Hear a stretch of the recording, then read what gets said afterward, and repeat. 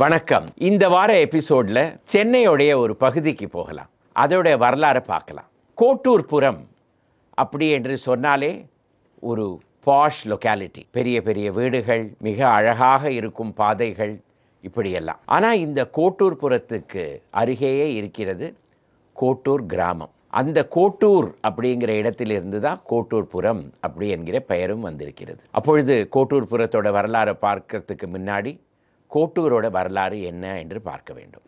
வாங்க.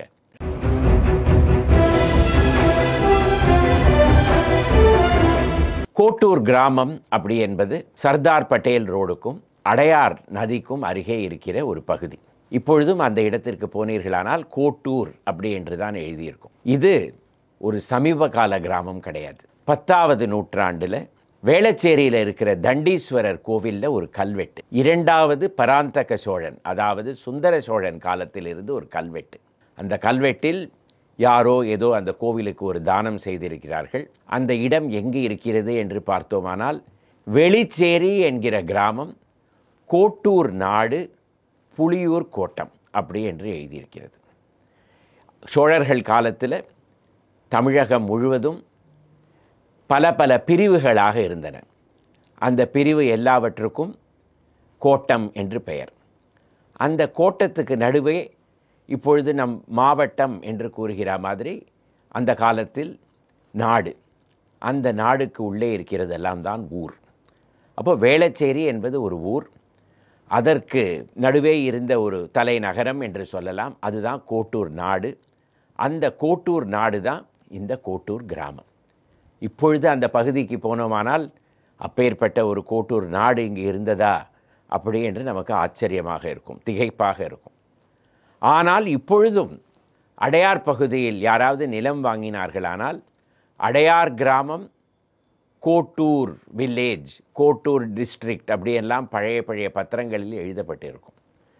இந்த கோட்டூரில் இப்பொழுதும் அந்த சோழர்கள் காலத்து சான்றாக ஒரு எடுத்துக்காட்டாக இருக்கிறது ஒரே ஒரு சிவலிங்கம். சில வருடங்களுக்கு முன்னாடி ஏதோ ஒரு இடத்தில் தோண்ட போன பொழுது அதிலிருந்து வெளியே வந்த அந்த சிவலிங்கம், அதற்கு என்ன பெயர், அது எந்த கோவிலில் இருந்தது என்றெல்லாம் யாருக்குமே தெரியாது. கோட்டூரில் கிடைத்ததனால் அதற்கு கோட்டீஸ்வரர் என்று பெயர் வைத்து இப்பொழுது அதை ஒரு குடிசைக்குள்ளே வைத்திருக்கிறார்கள்.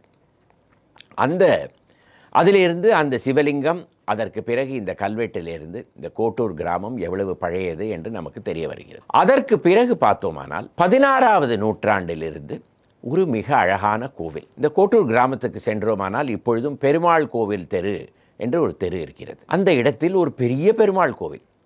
அதற்கு உள்ளே சென்றோமானால் ஒரு சிறிய சன்னதி, அந்த சன்னதியில் 6 தூண்கள், அந்த தூணுக்கு நடுவே ஒரு கர்ப்ப கிரகம், அதில் ஒரு பெருமாள் விக்கிரகம்.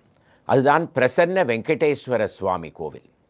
இந்த பிரசன்ன வெங்கடேஸ்வர சுவாமி என்பவர் 16வது நூற்றாண்டிலிருந்து இந்த பகுதியில் இருக்கிறார் என்று தெரிய வருகிறது.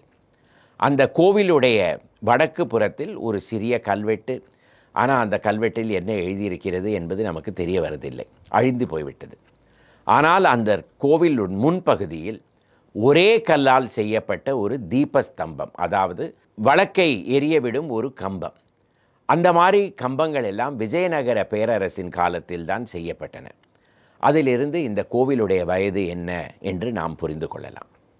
இந்த கோட்டூர் கிராமத்தில் ஏராளமான கிராம தேவதைகளுக்கு கோவில்கள், பொன்னியம்மன் கோவில், பீலியம்மன் கோவில், துலுக்கானத்தம்மன் கோவில், இப்படியெல்லாம் கோவில்கள். இந்த பொன்னியம்மன் கோவில் பொதுவாக பார்த்தோமானால் எங்கே இருக்கும் என்றால் ஒரு நீர்வளம் மிகுந்த பகுதியில்தான் இருக்கும். அதை எடுத்துக்காட்டாக இருக்கும் இந்த இடத்தில் பொன்னியம்மன் கோவிலுக்கு அருகே லேக் வியூ ரோடு என்று ஒரு ரோடு இருக்கிறது. ஆனால் லேக் தான் இல்லவே இல்லை. அது எந்த காலத்தில் காணாமல் போனது என்று நமக்கு தெரிய வருவதில்லை. ஆனால் அதற்கு அருகே ஒரு மிக அழகான பொன்னியம்மன் கோவில், அதே போல் நான் சொன்னார் போல ஒரு துலுக்கானத்தம்மன் கோவிலும் இருக்கிறது. அதே போல் யாதவாள் தெரு, நாயுடு தெரு என்றெல்லாம் ஜாதி பெயர் வைத்த தெருக்கள். இதிலிருந்து இது எப்படி ஒரு கிராமமாக இருந்திருக்கும் என்றும் நமக்கு தெரிய வருகிறது. இந்த யாதவாள் தெருவுக்கு நடுவே ஒரு மிக அழகான பஜனை கோவில், அது இப்பொழுது ஒரு பெரிய கோவிலாகவே மாறிவிட்டது. ஆனால் பழங்காலத்தில் இந்த இடத்தில் மக்கள் ஒன்றாக சேர்ந்து பஜனை எல்லாம் பாடியிருப்பார்கள். அதனால்தான் அது பஜனை கோவிலாக இருந்திருக்கிறது. இந்த கோட்டூர் கிராமத்தில் ஒரு ஓரத்திற்கு சென்றோமானால் அந்த இடத்தில் பாண்டிச்சேரி ஸ்ட்ரீட் அப்படி என்று ஒரு தெரு பார்க்கலாம். ஆச்சு 10வது நூற்றாண்டை பார்த்து விட்டோம். அதற்கு பிறகு 16வது நூற்றாண்டை பார்த்து விட்டோம். இப்பொழுது பாண்டிச்சேரி தெரு. பாண்டிச்சேரி எங்கே இருக்கிறது? கோட்டூர்புரம் எங்கே இருக்கிறது? இதற்கு நடுவே என்ன கனெக்ஷன், என்ன தொடர்பு, எதற்காக இந்த இடத்தில் இந்த மாதிரி ஒரு பெயர் வந்திருக்கிறது என்றெல்லாம் நமக்கு கேள்விகள் எழும்புகின்றன. அந்த இடத்தில் போய் பார்த்தோமானால் யாருக்குமே ஒன்றும் சொல்ல தெரியவதில்லை எப்படி இந்த இடத்திற்கு பாண்டிச்சேரி ரோடு என்று பெயர் வந்தது என்று. ஆனால் 1861வது ஆண்டு ஆங்கில அரசுடைய சான்றுகளெல்லாம் எடுத்து பார்த்தோமானால் பழைய காலத்தில் அடையார் நதி அருகேதான் சென்னையிலிருந்து பாண்டிச்சேரி செல்லும் வழி இருந்தது என்று தெரிய வருகிறது. அந்த வழி அந்த 1862வது வருட ரெக்கார்டிலேயே என்ன எழுதப்பட்டிருக்கிறது என்றால், பெரும்பாலும் இந்த வழி அழிந்து விட்டது, சில பகுதிகள்தான் இன்னும் அந்த பாண்டிச்சேரி ரோடு என்ற பெயர் இப்பொழுதும் சில பகுதிகளில் காணலாம் என்று தெரிய வருகிறது. அதிலிருந்து நமக்கு என்ன தெரிய வருகிறது? ஒரு காலத்தில் பாண்டிச்சேரியிலிருந்து சென்னைக்கு வர வேண்டுமானால் இந்த கோட்டூர் வழியாகத்தான் மக்கள் வந்து கொண்டிருந்தார்கள் என்று தெரிய வருகிறது. சரி, இதை நீங்கள் உங்களுடைய வியூகமாக கூறுகிறீர்கள், இதற்கு என்ன ஆதாரம் என்று நீங்கள் கேட்கலாம். 18வது நூற்றாண்டில் பாண்டிச்சேரிக்கு துபாஷாக இருந்த ஆனந்தரங்க பிள்ளையுடைய நாட்குறிப்பில் இதே விஷயம் எழுதியிருக்கிறது. பாண்டிச்சேரியிலிருந்து பிரெஞ்சு படை சென்னைக்கு வந்த பொழுது அடையார் நதி வரையில் வந்து அதற்கு பிறகு அடையார் ஓரமாக நடந்து மயிலையை கடந்து அதற்கு பிறகு புனித ஜார்ஜ் கோட்டைக்கு சென்றது என்று எழுதப்பட்டிருக்கிறது. அதிலிருந்து இந்த பாண்டிச்சேரி ரோடு அந்த பழைய பாண்டிச்சேரி ரோடாக இருக்க வேண்டும் என்று நமக்கு தெரிய வருகிறது. கோட்டூர் கிராமத்திலேயே ஒரு தெரு லாக் ஸ்ட்ரீட். அது என்ன பெயர்? 19வது நூற்றாண்டில் பக்கிங்ஹாம் கால்வாய் வெட்டப்பட்டது. பக்கிங்ஹாம் கால்வாய் சென்னை நகரத்துக்கு உள்ளே வரும்பொழுது 2 நதிகளை தாண்டி வருகிறது. வடக்கு பகுதியில் கூவம் நதி, தெற்கு பகுதியில் அடையார் நதி. இந்த 2 நதிகளை தாண்டும் இடத்தில் வெள்ளம் லெவலை ஈக்குவலைஸ் செய்வதற்காக 2 தடுப்புகள் தேவைப்பட்டது. இவர்களுக்கு லாக் என்று பெயர். இப்பொழுதும் சென்னையுடைய பல்கலைக்கழகத்துக்கு பின்புறத்தில் மெரினா பீச் அருகே வடக்கு புறத்தில் இருந்த அந்த தடுப்பு, அதாவது நார்தர்ன் லாக், இப்பொழுதும் இருக்கிறது. தெற்கு பகுதியில் இருந்த லாக் கோட்டூரில் இருந்தது, ஆனால் இப்பொழுது அது இல்லை. ஆனால் அதோடைய பெயர் இப்பொழுதும் லாக் ஸ்ட்ரீட் என்ற இடத்தில் நமக்கு நினைவு கூர்கிறது. கோட்டூர் கிராமம் அவ்வளவுதான். கோட்டூர் கிராமத்திலிருந்து வெளியே வந்தோமானால் காந்தி மண்டபம் ரோடு, அதை தாண்டி மேற்கு பக்கமாக சென்றோமானால் புதிய கோட்டூர்புரம். 17வது நூற்றாண்டு 18வது நூற்றாண்டில் தமிழகம் பெரும்பாலும் ஆர்காட் நவாபுடைய ஆதிக்கத்துக்கு அடியிலே இருந்தது. 1768வது ஆண்டு ஆர்காட் நவாப் சென்னைக்கே இடம்பெயர்ந்து சேப்பாக் அரண்மனையில் வசிக்க ஆரம்பித்தார். அதற்கு பிறகு இந்த கோட்டூர் கிராமம் அவர் வேட்டையாடுவதற்காக இருந்த ஒரு பெரிய வனமாக இருந்ததாக நமக்கு தெரிய வருகிறது. இந்த இடத்திற்கே நவாப் தோட்டம் என்றுதான் பெயர், நவாப்ஸ் கார்டன். இப்பொழுதும் கோட்டூர்புரம் பகுதியில் நீங்கள் சென்றீர்களானால் சில பகுதிகளுக்கு நவாப்ஸ் கார்டன் என்றுதான் பெயர் இருக்கிறது. நவாபுக்கு இந்த இடத்தில் ஒரு சிறிய அரண்மனையும் இருந்ததாக தெரிய வருகிறது.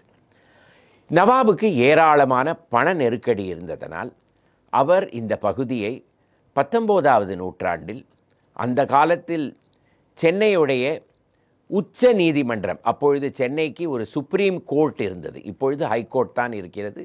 19வது நூற்றாண்டில் ஒரு சுப்ரீம் கோர்ட்டே இந்த இடத்தில் இருந்தது. அந்த உச்ச நீதிமன்றத்தின் நீதிபதியாக இருந்த சர் எட்வர்ட் ஜான் கேம்பியர் அவர்களுக்கு நவாப் இதை விலைக்கு விற்றுவிட்டார், இந்த கோட்டூர்புரம் பகுதியை. அவருடைய காலத்திற்கு பிறகு இந்த பகுதி பலமுறை கைமாறி 20வது நூற்றாண்டுடைய ஆரம்ப காலத்தில் அப்பொழுது சென்னையுடைய உயர்நீதிமன்றத்தில் நீதிபதியாக இருந்த ஜஸ்டிஸ் சர் எஸ் சுப்பிரமணிய ஐயருடைய மகன் சங்கர ஐயர் அவர்களுக்கு சொந்தமாக வந்தது. இதை சங்கர ஐயர் எப்படி இந்த பகுதியை விலைக்கு வாங்கினார் என்றால் அதுவே ஒரு சுவாரஸ்யமான கதை. அப்பொழுது அந்த காலகட்டத்தில் சென்னை மாநகரம் ஒரு மிகவும் முக்கியமாக ஒரு நகரமாக இருந்ததனால் ஹைதராபாத் நிசாம் சென்னையில் ஒரு அரண்மனை கட்டப்போகிறார் என்று ஒரு புரளி எழும்பியது. சங்கர ஐயர் என்ன நினைத்தார் என்றால், இந்த கோட்டூர் தோட்டத்தை வாங்கிவிட்டோமானால் இதையே ஒரு ஏராளமான லாபத்துக்கு நிசாம் ஆஃப் ஹைதராபாடுக்கு விற்றுவிடலாம் என்று நினைத்தார். ஆனால் நிசாம் இந்த இடத்தில் ஒரு அரண்மனையை கட்டுவதையே கைவிட்டு விட்டார். சங்கரையர் ஏராளமாக கடன் வாங்கி இந்த பகுதியை விலைக்கு வாங்கியிருந்தார். அதனால் 1920களில் இந்த இடத்தை அவருக்கு விற்க வேண்டும் என்றே ஒரு சூழ்நிலை வந்துவிட்டது. அப்பொழுது 2 நகரத்தார்கள் இந்த பகுதியை ஏலத்தில் வாங்கினார்கள். அவர்கள் 2 பேருமே சென்னையில் பெரிய பிரபலங்கள். ஒருவர் ராஜா சர் அண்ணாமலை செட்டியார், மற்றொருவர் திவான் பகதூர் முருகப்ப செட்டியார்.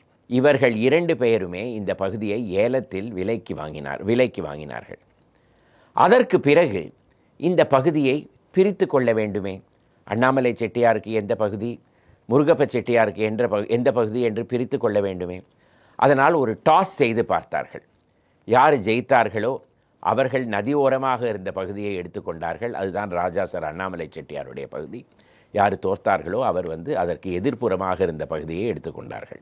இதற்கு நடுவே ஒரு சின்ன வழி, எவ்வளவு அதோடைய அகலம் இருக்க வேண்டும் என்று இவர்கள் 2 பேருக்கும் நடுவே ஒரு கேள்வி எழும்பியது. அண்ணாமலை செட்டியார் அது 80 அடி இருக்க வேண்டும் என்று கூறினார். முருகப்ப செட்டியார் 60 அடி இருக்க வேண்டும் என்று கூறினார்.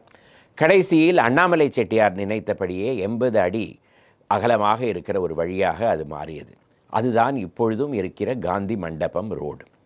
அந்த காலத்தில் இருந்த அதே 80 அடிதான் இப்பொழுதும் இருக்கிறது. 1950களில் இந்த பகுதி ராஜா சார் அண்ணாமலை செட்டியாருடைய கடைசி மகன் M.A. சிதம்பரத்துக்கு சொந்தமாக மாறியது.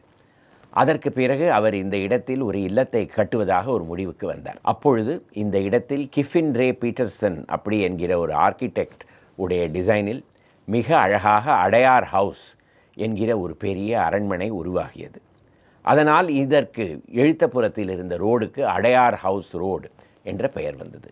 இதுவே 1980களில் காந்தி மண்டபம் ரோடாக மாறியது. இந்த கோட்டூர்புரத்தின் மேற்கு பகுதியில் இருந்த பகுதி, அதாவது முருகப்ப செட்டியாருடைய பகுதி, அதே காலகட்டத்தில் டெவலப் ஆனது. அந்த இடத்தில் இப்பொழுதும் முருகப்பா நிறுவனத்துடைய அந்த குடும்பத்தில் சார்ந்தவர்களுடைய பெயரில் பல ரோடு பெயரெல்லாம் இருக்கின்றன. உதாரணத்துக்கு Murugappa road, Arunachalam road, Valliammal road, Vellaiyan road, இந்த மாதிரி எல்லாம் பார்க்கலாம். இதர் எல்லாவற்றிற்கும் பின்புறத்தில் ரஞ்சித் ரோடு என்ற ஒரு ரோடு இருக்கிறது. அதோடைய பெயர் என்ன? அந்த கால 1950களில் சென்னையில் ஹால்டா டைப்ரைட்டர் கம்பெனி என்று ஒரு மிக பிரபலமாக ஒரு கம்பெனி இருந்தது. இப்பொழுதும் கிண்டியில் ஒரு பகுதியில் ஒரு பஸ் நிறுத்தம் ஹால்டா பஸ் ஸ்டாப் என்றே கூறுவார்கள். அந்த இடத்தில் அசோக் லேலண்ட் கட்டடம் இப்பொழுது இருக்கிறது. ஒரு காலத்தில் அந்த இடத்தில் ஹால்டா டைப்ரைட்டருடைய ஒரு ஃபேக்டரி, தொழிற்சாலை இருந்தது. இப்பொழுது அது இருந்த இடமே தெரியவதில்லை. அந்த ஹால்டா டைப்ரைட்டர் கம்பெனியோடைய ஓனருடைய இல்லம் இப்பொழுதும் கோட்டூர்புரத்தில் இருக்கிறது. அவருடைய மகன் பெயர் ரஞ்சித் பிரதாப். அவர் இப்பொழுதும் சென்னையில் ஒரு பெரிய இண்டஸ்ட்ரியலிஸ்ட். அவருடைய அந்த பகுதியில் ஒரு வழியே கிடையாது. அவருடைய தகப்பனார் திரு M.R. பிரதாப் அந்த இடத்தில் தன்னுடைய இல்லத்தை கட்டிய பொழுது அதற்கு எழுத்தப்புறத்தில் இருக்கும் வழிக்கு என்ன பெயர் வைக்கலாம் என்று கார்ப்பரேஷன் அவரை கேட்டபொழுது, என்னுடைய மகனுடைய பெயரை வைத்து விடுங்கள் என்று கூறினார். அதனால் இப்பொழுதும் அந்த பகுதிக்கு ரஞ்சித் ரோடு என்று பெயர்.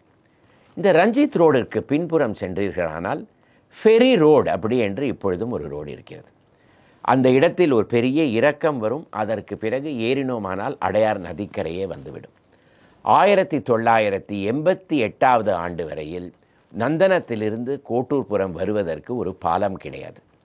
கோட்டூர்புரத்துக்கு வர வேண்டும் என்றால் கிண்டியிலிருந்து ரோடு மூலமாகவோ அல்லது அடையாறிலிருந்து ரோடு மூலமாகவோ தான் வர வேண்டும்.